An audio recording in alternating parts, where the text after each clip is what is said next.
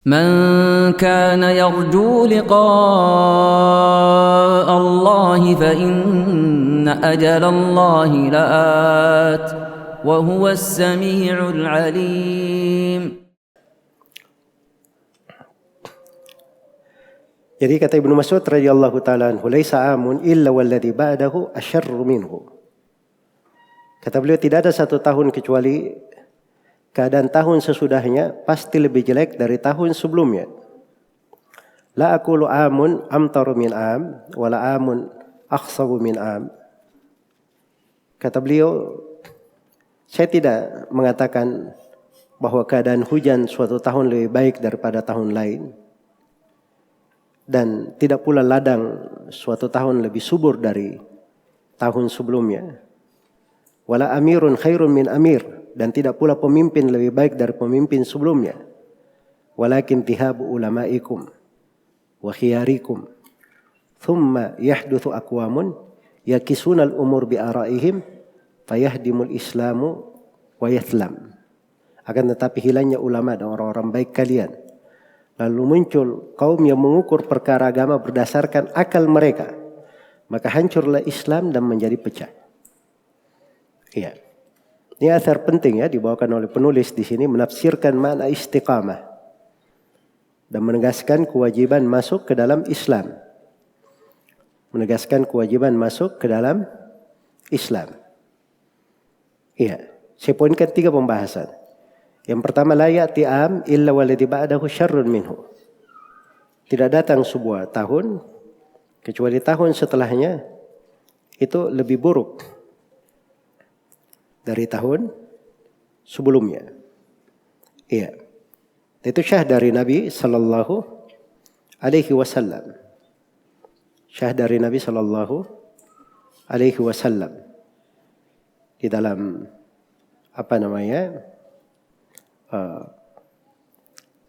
riwayat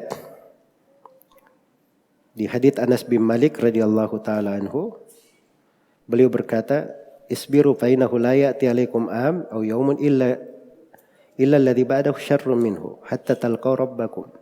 Sami'tuhu min nabiyikum sallallahu alaihi wasallam. Sabarlah kalian karena tidaklah suatu tahun atau suatu hari datang kecuali tahun dan hari setelahnya itu lebih buruk. Sampai kalian menghadap kepada Rabb kalian. Jadi apa maksudnya tahun akan datang lebih buruk dari tahun sebelumnya? Maksudnya apa? Jadi kata Ibnu Mas'ud, bukan artinya tahun ini lebih buruk dari tahun sebelumnya. Atau tahun ini lebih subur daripada tahun sebelumnya. Atau pemimpin ini lebih baik dari pemimpin sebelumnya. Iya. Atau bahasanya mungkin tahun ini lebih baik daripada tahun setelahnya. Atau kesuburan di tahun ini lebih subur daripada tahun setelahnya. Pemimpin di tahun ini, di masa ini lebih baik dari pemimpin setelahnya. Bukan itu maksudnya, kata Ibnu Mas'ud. Tapi maksudnya hilangnya para ulama kalian. Orang-orang baik kalian. Itu makna tidak ada satu masa, suatu tahun kecuali tahun setelahnya lebih buruk. Dari sudut hilangnya orang-orang yang berilmu. Dan para khiyar. Iya. Baik. Jadi itu maksudnya. Tapi ini kaidah umum ya. Kaidah umum. Tapi bukan artinya. Ya. Segala waktu pasti buruk. Setelahnya itu selalu buruk. Tapi ini ukuran umumnya. Karena itu kita ketemukan ya. Ada masa setelah Khulafaur Rasyidin. Ada masa Muawiyah. Itu masih bagus sahabat. Terus setelah Muawiyah ada beberapa generasi. Itu enggak bagus di masa itu. Termasuk ada Hajjaj bin Yusuf di situ. Tapi setelahnya ada masa siapa? Umar bin Abdul Aziz. Iya. Dia lebih baik dari sebelumnya. Karena itu ukurannya terkait dengan masalah hilangnya ulama kalian. Dan orang-orang terbaik kalian. Iya. Karena yang paling dekat kepada Nabi para sahabat. Setelah sahabat wafat, diwariskan ilmu kepada para tabi'in. Terus berjalan. Tapi para ulama ini ketika mereka hilang, disitulah musibah yang menimpa umat. Ini saya poinkan di pembahasan yang kedua. Al-musibatu bidihabil ulama. Musibah itu dengan perginya para ulama. Dengan perginya para ulama. Dan banyak manusia yang tidak tahu ya betapa agungnya dan pentingnya kedudukan orang yang berilmu di tengah mereka. Dan itu adalah rahmat Allah untuk umat Islam. Tapi banyak dari umat ini tidak tahu akan hal tersebut. Nanti kalau kehilangan nikmat, baru dia sadar. Rupanya selama ini mereka dalam nikmat. Iya. Apa namanya? Sebagaimana dikatakan oleh seorang penyair, saya alamu qaumi idza jadda jidduhum wa fil lailati dhulma'i yuftaqadul badru. Akan tahu nanti kaumku itu kalau terjadi kejadian besar, baru dia tahu kedudukan orang yang berilmu. Ibaratnya di malam gelap gulita, mereka tiba-tiba kehilangan purnama. Nah, itu kondisi ketika orang-orang yang berilmu itu hilang. Dan yang ketiga, hadmul Islam bil ara'i wal bidah. Hancurnya Islam itu dengan pendapat-pendapat pribadi dan bid'ah-bid'ah. Ini yang membuat hancur. Thumma yahduthu aqwamun yakisuna al-umura bi ara'ihim fayahdimul Islamu wa yathlam. Iya. Jadi ini yang jadi masalah ya, muncul orang-orang yang berbicara tentang Islam dengan pendapatnya. Dengan pemikirannya.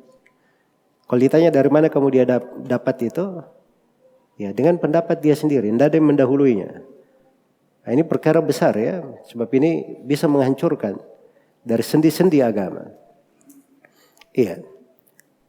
Nah, orang-orang yang seperti ini sebenarnya kalau di fikih siasat syariah itu tidak boleh dibiarkan berbicara. Tidak boleh dibiarkan berbicara. Di masa dahulu itu orang tidak dilihat dari kepasihannya berbicara, kepandaiannya bercerita. Tapi dilihat dari ilmunya. Dilihat dari ilmunya. Jadi kalau ada orang yang berbicara tanpa ilmu, itu kalau dapat seperti masa Umar ibn Khattab, bisa-bisa terjadi seperti kisah Sabiq ibn al-Asal. Bagaimana dia berbicara tentang tafsir ayat di masa Umar, ya, dengan pendapat dia sendiri. Maka Umar tulis surat kepada gubernurnya. Awal rombongan yang tiba ke kota Madinah sudah harus membawa Sabiq ini ke saya. Dibawalah Sabiq di depan Umar. Lalu Umar tanya, apa yang kamu ucapkan? Kemudian Umar perintah, tukang cambuk. Dicambuk sampai dia pingsan. Setelah itu di penjara. Sampai dia sembuh dari lukanya. Datang lagi di depan Umar. Kemudian Umar berkata tukang cambuk. Dicambuk lagi sampai pingsan. Di penjara. Sembuh dari lukanya, dibawa lagi di depan Umar. Tukang cambuk. Cambuk lagi sampai pingsan. Penjara. Sembuh lukanya, datang lagi di depan Umar. Tukang cambuk. Kata Sabiq, wahai Amirul Mukminin, kalau kamu ingin membunuh saya, perbaiki cara membunuhnya. Tapi kalau kamu ingin yang di kepalaku ini hilang, persaksikan bahwa saya sudah tobat dari itu. Barulah oleh Umar dikembalikan ke negeri ya. Dikasih perintah kepada gubernurnya. Tidak boleh dia bergaul dengan siapapun. Kapan dia mendatangi suatu tempat, jangan ada yang mendekati dia. Surat Umar ini tiba ke penduduk negeri itu. Sabiq tidaklah datangi sebuah orang berkumpul kecuali mereka semuanya pada kabur. Sampai di masa sudah kelihatan tobatnya bagus, baru Umar bilang dia normal kembali. Itu pendidikannya Umar. Aman. Tidak ada orang yang bebas berbicara dengan kebatilan. Jelas ya? Nah, begitu masuk di masa kaum Khawarij, muncul orang-orang Khawarij. Orang-orang Khawarij ini datang kepada Sabiq. Kenapa kamu tidak ikut sama kita? Kamu dulu kan pernah dizalimi oleh Umar. Ikut saja bersama kami. memberontak. Kata Sobik, enggak, saya sudah dididik oleh hamba Allah yang baik, Umar bin Khattab. Saya tidak mau ulangi lagi. Nah, itu pendidikan berbekas tuh. Jelas ya? Pendidikan berbekas. Nah, itu dari politik syar'i namanya. Sebab kalau tidak dirapikan hal-hal yang seperti itu ancaman untuk masyarakat, bisa berdampak buruk ke dalam kebersamaan, ke dalam negeri. Ya, dan itulah yang kita lihat ya, kalau di negeri-negeri banyak dari kaum munafikin, orang-orang liberal, itu yang menjadi sumber perpecahan dan kekacauan di tengah manusia. Ya wallahu ta'ala alam. Baik.